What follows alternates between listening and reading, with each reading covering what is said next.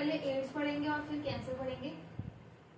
ये दो topics cover करेंगे पहले, टाइम बचा तो इम्यूनिटी करेंगे, इम्यूनिटी हम बाद में करते होते हैं। हाँ एड्स क्या है बेटा? एड्स की फुल फॉर्म क्या है? एक्वायर्ड, आगे इम्यूनोडेफिशिएंसी सिंड्रोम, डेफिशिएंसी सिंड्रोम,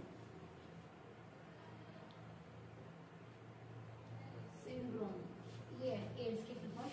अब ये वायरल है या बैक्टीरियल है या प्रोटोजोनल है या हाइवेंटिक है? क्या है ये? वायरल है। इसको हम HIV एड्स भी बोलते हैं। यस। HIV की फुल फॉर्म भी याद कर लेना, क्या होती है? ह्यूमन इम्यूनोडेफिशिएंसी वायरस, है ना। अब HIV वैसी एक वायरस है, इसका एक और नाम भी है HIV का, क्या? रेट्रोवायरस। हाँ, रेट्रोवायरस। अगर आपसे पूछ लिया जाए कि इसको रेट्रोवायरस कहते क्यों है? क्योंकि ये रिवर्स ट्रांसक्रिप्शन कर सकते हैं। हम बेसिकली ये चीज देखते हैं कि ट्रांसक्रिप्शन क्या होती थी। जैसे हमारे पास DNA है, DNA से mRNA का बनना, इसको हम क्या कहते थे? ट्रांसक्रिप्शन। जब हमारा RNA से कॉम्प्लीमेंट्री DNA बन जाए उल्टा, तो उसको हम क्या बोलते हैं? Reverse transcription. और ये होने के लिए एक एंजाइम चाहिए जिसका नाम क्या है? Reverse transcriptase. सिंपल सी बात है, ठीक है बेटा जी। इसका ये जो वायरस है HIV एड्स वाला रेट्रोवायरस, ठीक है जी, इसका लाइफ साइकिल पढ़ेंगे कि एक सेल में क्या साइकिल है इसका। सबसे पहले तो ये इफेक्ट किसको करता है? ये जो है किसको इफेक्ट करता है? हमारे कौन से सेल्स को इफेक्ट करता है? टी सेल और मैक्रोफेज। कौन सा है? हेल्पर टी सेल्स और T8 सेल्स कौन से है? हेल्पर टी सेल्स है और मैक्रोफेज। ये दोनों। और ये हमारी इम्यूनिटी के सेल्स हैं, इम्यूनिटी के सेल्स हैं, तो डायरेक्टली ये हमारी इम्यूनिटी पे अटैक करता है, ठीक है, हमारी इम्यूनिटी पे अटैक करता है। हेल्पर टी सेल्स, TH का मतलब है हेल्पर टी सेल्स, और एक है मैक्रोफेजेस, ठीक है बेटा। जैसे ही ये हमारी बॉडी के अंदर एंटर करेगा, सबसे पहले तो ये क्या है? RNA है। मैं आपको NCERT में जो है वो जो डायग्राम है उसका मैं आपको सिंपल वर्जन बता देती हूँ होता क्या है। जैसे कि ये रेट्रोवायरस है, ठीक है, आप मानो कि ये है, इसकी प्रोटीन की कैप्सिड होगी, जैसे हम पता ही है कि वायरस की जो वॉल होती है वो प्रोटीन की होती है, और ये बीच में इसका क्या है? RNA है, सिंगल स्ट्रैंडेड RNA, ठीक है। अब यहाँ पे हमारे पास एक मानो होस्ट का सेल है, ये हम इसको ऐसे बना देते हैं, ये एक सेल है। कौन सा सेल होगा ये सेल कौन सा होगा? यहाँ पे एनिमल सेल लिखा शायद आपके NCERT में, लेकिन हमें पता है ये हेल्पर टी सेल हो सकता है, ये मैक्रोफेज हो सकता है, यही होगा, ठीक है। जब ये हमारी बॉडी में बेटा एंटर करेगा तो क्या होगा? यहाँ पे हमारे पास अब प्रोटीन तो बाहर ही रह जाएगा, जो कैप्सिड है वो तो बाहर ही रह जाएगी, तो बॉडी के अंदर एंटर क्या करेगा? RNA। ये मानो क्या है इसका? RNA है। कौन सा RNA है बेटा? ये वायरल RNA है ना, वायरल RNA। अब वायरल RNA तो है, लेकिन यहाँ पे ना आपके पास एक एंजाइम भी प्रेजेंट होगा। उस एंजाइम को क्या कहते हैं? ये एंजाइम प्रेजेंट होगा जिसको मानो हम कह रहे हैं रिवर्स ट्रांसक्रिप्टेज। जहाँ पे एज आता है वो एंजाइम होते हैं, ये दोनों साथ में प्रेजेंट होंगे। इस एंजाइम की वजह से जो आपके पास वायरल RNA होगा ना, वो किस में कन्वर्ट हो जाएगा? कॉम्प्लीमेंट्री DNA में। वो आपको कुछ ऐसा दिखेगा, लेट अस टेक, मतलब ब्लैक कलर, ये वो कन्वर्ट हो गया, किस में कन्वर्ट हो गया? कॉम्प्लीमेंट्री DNA में कन्वर्ट हो गया। सी छोटा लिख देते हैं लोग, कॉम्प्लीमेंट्री DNA में कन्वर्ट हो गया, ठीक है।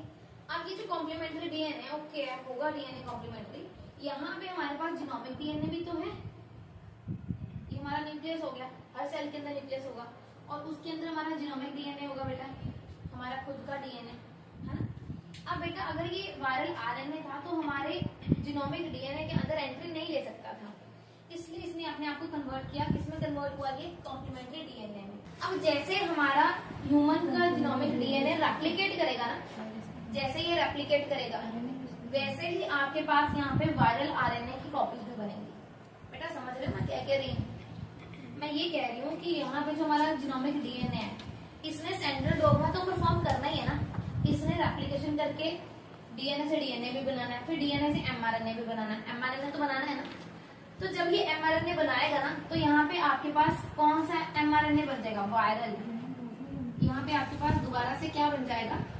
हमारा वायरल आरएनए, प्रोटीन कोड भी आ जाएगा इसके साथ। ठीक है बेटा जी, ये क्या है आपके पास? Viral RNA. फिर से मेरी बात समझ में आई आपको? मैंने बोला क्या? फिर से देखो, ये हमारा आरएनए था। आरएनए किसका जेनेटिक मटेरियल है? ये रेट्रोवायरस का। ठीक है, ये किसको अफेक्ट करते हैं? हमारे टी हेल्पर सेल्स या मैक्रोफाजेस को अफेक्ट करता है। तो इसके लिए ये हमारे पास मान लो कोई टी हेल्पर सेल या मैक्रोफाज है। ठीक है, जनरली ये मैक्रोफाज होगा। मैक्रोफाज होगा कि टी हेल्पर होगा? मैक्रोफाज होगा। ठीक है, क्योंकि टी हेल्पर सेल ये प्रक्रिया करते करते इनकी डेथ हो जाती है, मैक्रोफाज जीवित रहते हैं। तो मैक्रोफाजेस में होता क्या है? वायरल आरएनए एंटर करता है। अब वायरल आरएनए होने के कारण कि हमारे जीनोम के अंदर एंट्री नहीं ले सकता, तो पहले ही कन्वर्ट होगा कॉम्प्लीमेंट्री डीएनए में। लेकिन इसके लिए एक एंजाइम चाहिए जिसका नाम है रिवर्स ट्रांसक्रिप्टेज। अब ये क्या करेगा बेटा? एंट्री ले लेगा कहाँ पे? हमारे ह्यूमन जीनोमिक डीएनए के अंदर। हमारा ह्यूमन जीनोमिक डीएनए के अंदर एंट्री ले लेगा। एंट्री लेने के बाद जैसे हमारा डीएनए ट्रांसक्रिप्ट मतलब ट्रांसक्रिप्शन होगी इसकी, तो वो आरएनए बनेगा, है ना। ये अपना आरएनए बनाने के साथ साथ हमारे पास वायरल आरएनए की भी बहुत सारी कॉपियां बना देगा। और ऊपर मैंने ये जो चीज बनाई है, इसके ऊपर प्रोटीन की कवरिंग भी आ जाती है। अब ये यहाँ से रिलीज होंगे और बाकी सारे सेल्स को इफेक्ट करेंगे। इस तरह से ये जो हमारे पास रेट्रोवायरस है, कि हमारी होस्ट की ही मशीनरी को यूज करके, होस्ट की मशीनरी को ही यूज करके अपने आप को क्या कर रहे हैं? अपनी और कॉपियां बना रहे हैं और हमारे बहुत सारे सेल्स को इफेक्ट कर रहे हैं। ठीक है, तो जनरली एक्वायर्ड इम्यूनोडेफिशिएंसी सिंड्रोम का मतलब है कि हमारे इम्यून सिस्टम पे अटैक करता है, हमारी इम्यूनिटी में डेफिशिएंसी हो जाती है। और सिंड्रोम का मतलब क्या होता है बेटा? सिंड्रोम का मतलब होता है group of symptoms. Group of symptoms. ये लाइफ साइकिल था रेट्रोवायरस का। ठीक है जी, रेट्रोवायरस का या एचआईवी वायरस का लाइफ साइकिल था। अगर हम देखें इसकी मोड ऑफ ट्रांसमिशन वगैरह कैसे होती है, तो क्या होती है बेटा? बताओ मुझे, ट्रांसमिशन कैसे होती है इसकी?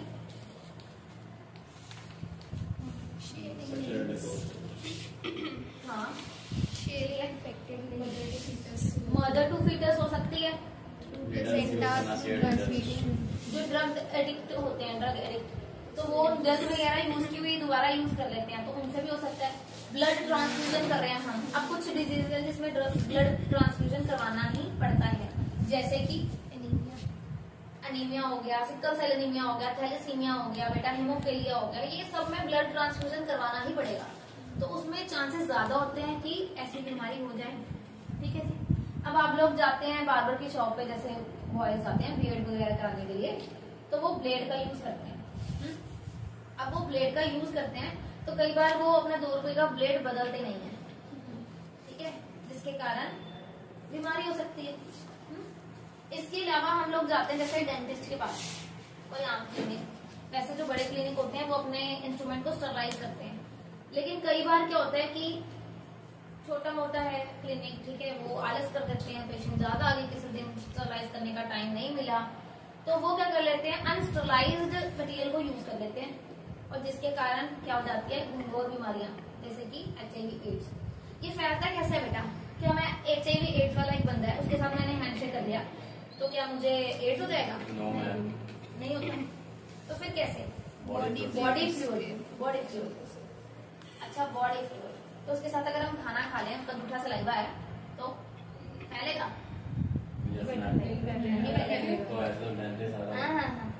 डेंटिस्ट बेटा, जब डेंटिस्ट ब्लीडिंग हो जाती है, हाँ, गम्स की ब्लीडिंग हो जाती है जब सफाई वगैरह करते हैं हम लोग। ठीक है, कई बार ब्लीडिंग लगी होती है साथ में, तो वो सलाइवा से फैलेगा क्यों नहीं? सलाइवा से नहीं फैलेगा बेटा। सलाइवा बॉडी का फ्लूइड नहीं है, उसको हम कंसीडर नहीं करते। बॉडी का फ्लूइड हम सीमन को मानेंगे, यहाँ पे सीमन को, वेजाइनल डिस्चार्ज को मानेंगे, हाँ माउथ तक है, वेजाइनल डिस्चार्ज को मानेंगे, सीमन को मानेंगे, ब्लड को मानेंगे, ये बॉडी फ्लूइड्स है। इससे फैलता, सलाइवा से नहीं फैलता। अच्छा हमने ये कर लिया। अच्छा ये सबसे पहले रिपोर्ट हुआ था 1981 में। कब रिपोर्ट हुआ था? 1981 में रिपोर्ट हुआ था। ये एनसीईआरटी बहुत पुराना डाटा देती है। कहते हैं उस टाइम तक 25 मिलियन पीपल से भी ज्यादा की डेथ हुई थी उस टाइम। अब तो पता नहीं कितनी होगी होगी, एनसीईआरटी कितने सालों से तो बदली नहीं है। ठीक है, ये डाटा हमें याद रखना है। मेन आपको याद रखना है एड्स की फुल फॉर्म क्या होती है, एचआईवी की फुल फॉर्म क्या है, रेट्रोवायरस क्या है, रिवर्स ट्रांसक्रिप्शन किस लिए होती है, इसका लाइफ साइकिल क्या है, इसकी लाइफ साइकिल की लेबलिंग भी आ जाती है कई बार। ठीक है, जो एनसीईआरटी में गिवन है ना डायग्राम, उसकी लेबलिंग। अच्छा बेटा जी, ट्रांसमिशन ऑफ एचआईवी में sexual contact with infected person है ना, मल्टीपल सेक्सुअल पार्टनर्स अगर हो तो उसमें भी है। अगर आपसे पूछा जाए कि कौन सा एज ग्रुप है जिसमें मैक्सिमम ये बीमारियां लगती हैं, एड्स वगैरह, adolescence, infected needles, contaminated blood, mother to child, ये हमने पढ़ लिया, थ्रू द प्लेसेंटा है ना। टच और फिजिकल कांटेक्ट से ये स्प्रेड नहीं होता है। इसके बाद ये जब होती है इन्फेक्शन, इमीडिएटली इसका सिम्टम हमारी बॉडी में शो नहीं होते। ठीक है, इमीडिएटली शो नहीं होते। 5 से 10 साल मिनिमम लग जाते हैं सिम्टम्स के आने में, इन्फेक्शन के होने में और सिम्टम के आने में 5 से 10 साल आराम से लग जाते हैं। ठीक है, अब ये देख लो 5 से 10 साल सिम्टम आने में लग गए तो बॉडी कितनी खराब की होगी, इम्यून सिस्टम कितना खराब किया होगा। बेटा ये जो एड्स वाले पेशेंट होते हैं ना, ये एड्स एचआईवी वायरस के कारण नहीं मरते, ये नॉर्मल इन्फेक्शन के कारण ही मर जाते हैं, क्योंकि इनकी इम्यूनिटी बहुत वीक हो चुकी होती है। तो एड्स एचआईवी एड्स या हम एचआईवी वायरस बोले वो इतना वो नहीं है, लेकिन ये इम्यूनिटी को इतना ज्यादा वीक कर देता है कि नॉर्मल इन्फेक्शन के कारण में इनकी डेथ हो जाती है। तो हम क्या करेंगे इनका? देखो इसका कोई इलाज नहीं है, prevention is better than cure, सुना हुआ है हमने। तो इसका कोई इलाज अभी तक आया नहीं है। क्यों नहीं आया, कभी सोचा है? इतना पुराना पढ़ते आए हैं। रेप्लिकेट कर देता है, म्यूटेशन आती है आरएनए में, तो उसमें वायरस बनाए तो दवा लगती नहीं है। बिल्कुल, बहुत ज्यादा जल्दी म्यूटेशन आती है, क्योंकि हमने पढ़ा है कि स्ट्रक्चरली अनस्टेबल है अपना आरएनए यूरासिल की वजह से, और म्यूटेट बहुत फास्ट करता है एज कम्पेयर टू डीएनए। इनका एक क्वेश्चन भी आया था ना आपको, डीएनए और आरएनए में बायोकेमिकल स्टेबल कौन है, जेनेटिक मटेरियल हमारा क्यों डीएनए है, ऐसा करके कोई क्वेश्चन था। तो उसमें भी हमने यही चीज लिखनी थी कि म्यूटेशन जो है जिसमें ज्यादा जल्दी होगी वो स्टेबल कैसे हो सकता है, स्टेबल नहीं हो सकता ना। तो इसका जो वायरस है इतनी जल्दी म्यूटेट करता है कि हम जैसे कोई मेडिसिन बनाते हैं इतनी देर में वो म्यूटेट कर चुका होता है, तो मेडिसिन का असर ही नहीं हो पाता उसके ऊपर। ठीक है बेटा, बेटा इसके लिए हम एक टेस्ट करते हैं इसको डिटेक्ट करने के लिए, जिसका नाम क्या है, एलाइजा। एलाइजा की फुल फॉर्म क्या होती है? एलाइजा की full form enzyme linked immunosorbent assay. Very nice. ELISA करते हैं हम enzyme linked immunosorbent acid, ये टेस्ट करवाते हैं। अगर जिसको एड्स होता है ना तो उसको ये टेस्ट करवाते हैं। केवल यही टेस्ट नहीं है, एक और टेस्ट भी है, पीसीआर भी करवाते हैं।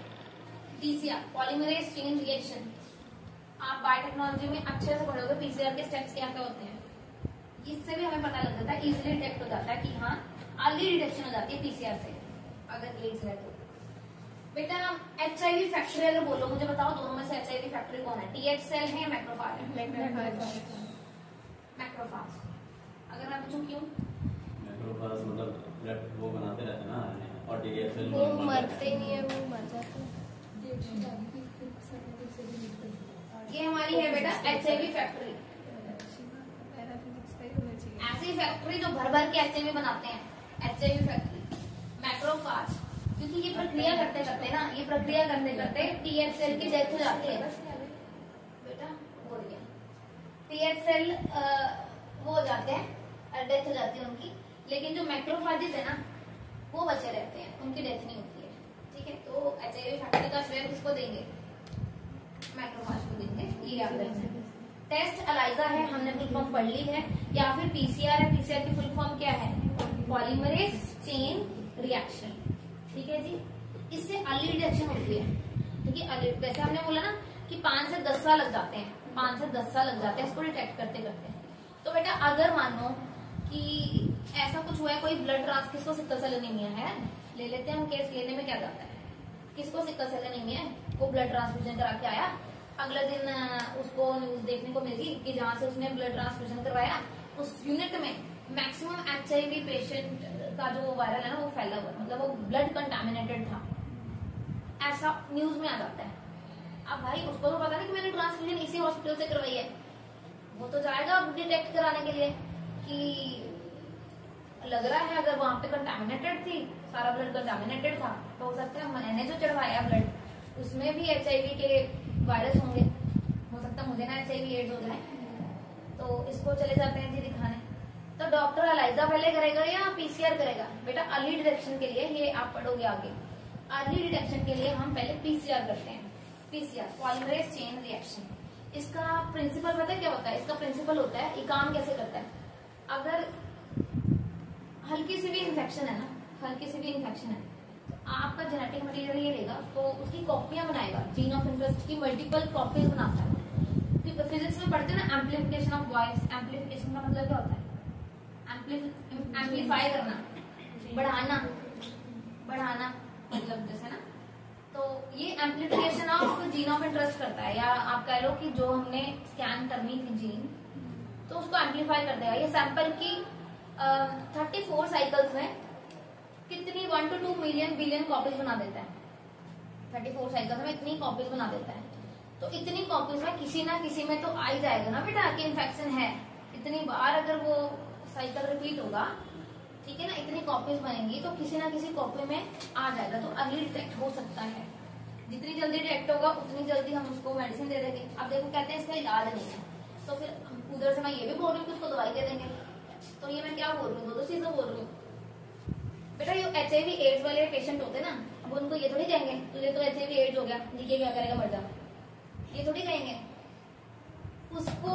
ये प्रॉब्लम आती कहाँ पे है, इसकी इम्यूनिटी में प्रॉब्लम आती है ना, इम्यूनिटी वीक हो जाती है, तो मैं उसका इम्यून सिस्टम थोड़ा सा स्ट्रॉन्ग कर लूंगी, उसकी लाइफ को प्रोलॉन्ग कर दूंगी कि भाई चल थोड़े साल तू जी ले, जितनी उसकी इम्यूनिटी चलेगी उतना वो जी सकता है ना, तो उसकी इम्यूनिटी बढ़ा दूंगी मैं। एक ड्रग है जिसका नाम है ज़िडोब्यूटाइन, ये किसी के सिलेबस में नहीं है, ना आपसे कभी पूछी जानी है, ये मैं तुम्हें जनरल बता दूँ क्योंकि नॉलेज उतनी नहीं है ना, मैं मतलब जो मेरे पास है ना, चाहे आपके काम आए ना आए।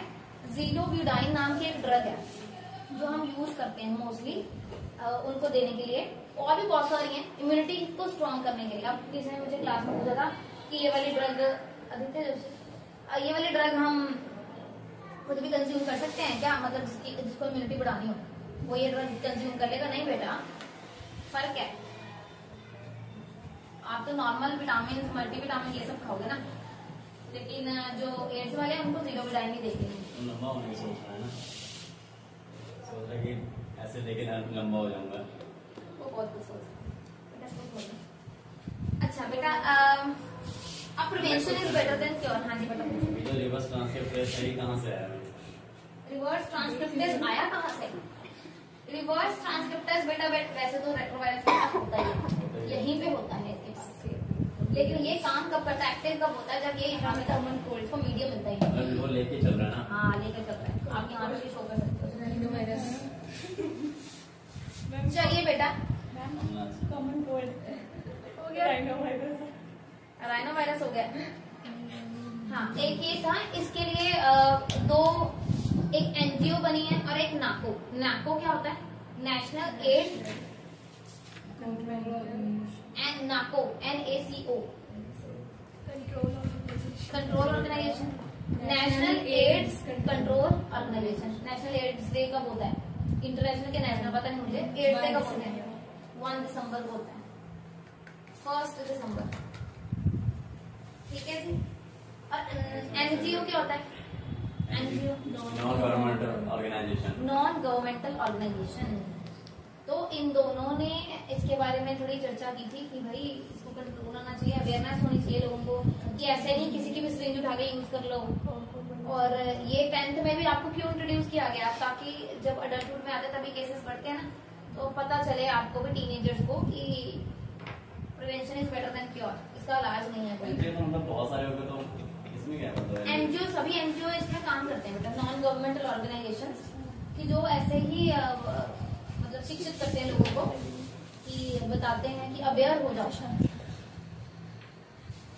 हाँ जी बेटा, कुछ रह तो नहीं है हमारे पास दिखाने एनसीईआरटी? हाँ, प्रिवेंशन है ना बेटा। कैसे रोक सकते हो आप? ये तो एनजीओ और नाको वगैरह ने तो अवेयरनेस फैला ही रहे हैं ये, वैसे हम खुद भी तो परहेज कर सकते हैं ना। Avoid having multiple partners.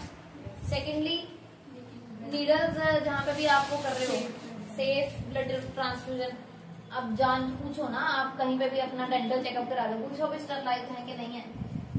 सच्ची में बार्बर के पास जा रहे हो, अपनी आंखों से देखो वाकई में ब्लड का वो ब्लेड का वो जो कागज है वो पहले से कहीं फटा हुआ तो नहीं आपके सामने निकाल रहा है। क्या पता वो खोल के दोबारा से यूज करके फिर से उसमें कई पता क्या करते हैं, मैंने खुद देखा है। यूज करने के बाद उन्होंने एक बकेट वो रखा होता है, एक बीकर सा ले लो, ठीक है, उसमें प्लास्टिक का कंटेनर होता है, उसमें हाँ उसमें डिटॉल डाला होता है, कुछ डाला होता है, डिटॉल ही होता है मुझे लगता है। क्या करते हैं, अब किसी के शेव कर ली, वो डिटॉल वाला मग्गा था, उसमें गोल को साफ कर दिया, उसी को यूज कर लिया। और कईयों को नहीं पता भाई, पेड़ के नीचे भी होते हैं कई, उनके लिए 2-2 रुपए भी बहुत महंगे लगते हैं, लेकिन उनको ये पता नहीं है ये 2 रुपए के चक्कर में किसी की जान है ना कीमती है ना। तो और भी बहुत से हेपेटाइटिस बी जैसे मैंने आपको बताया था, वो भी ऐसे फैलता है जैसे हेपेटाइटिस ये HIV एड्स फैलता है, दोनों ही एक तरह के हैं। हेपेटाइटिस की 3 टाइप्स होती है वैसे, ABC पता होना चाहिए आपको। ABC 3 टाइप्स होती है, सबसे घातक कौन सी होती है? बी है सबसे खतरनाक। A और C की इलाज आ गया है, B का भी है, वैक्सीन अब स्टार्ट हो गई लगना, लेकिन फिर भी ये बहुत डेंजरस है।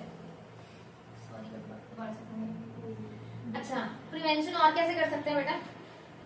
ये तो हमें पता ही कैसे कैसे कर सकते हैं।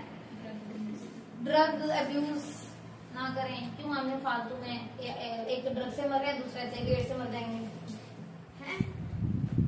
तो हमें खुद को ही थोड़ा सा सावधान रहना चाहिए। दूसरी है